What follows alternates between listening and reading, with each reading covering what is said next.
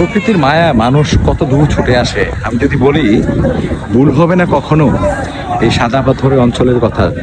শুক্রবারের দিন সাদা পাথর এই অঞ্চলে মানুষ যে কত আসতে পারে এবং কতটা মানুষ আসতেছে দিন দূর দূরান্ত থেকে তাদের মনের খোরাকটাকে পূর্ণ করার জন্য এবং মনের আকুতিটাকে ঠান্ডা করার জন্য, যেন মানুষ দীর্ঘদিন পরে একটা নির্ভরযোগ্য একটা দীর্ঘ শ্বাস ফেলানোর জন্যই এখানে আসা। আর মানুষ এখানে সবচেয়ে সুন্দর সুন্দর অনেক দৃশ্যই রয়েছে, যেমন কি মানুষ ইট পাথরের দেয়ালগুলোকে ছেড়ে যেমন কি একটু মানুষ মুক্ত হাসি এবং মুক্তভাবে বাতাসে ঘুরতে আসাই তাদের একটু উদ্দেশ্য। তো আমি যদি বলে থাকি যে মুক্ত বাতাস এবং এই আকাশটা পুরোটাই কিন্তু এই যে দেখতেছেন এটা কিন্তু পাহাড়ে ঘেরা পুরোটা অঞ্চল খুবই সুন্দর এবং সবুজে সবুজে সমাদৃত।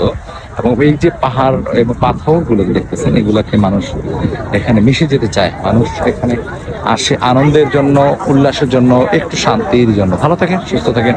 আসসালামু আলাইকুম ওয়া রাহমাতুল্লাহ।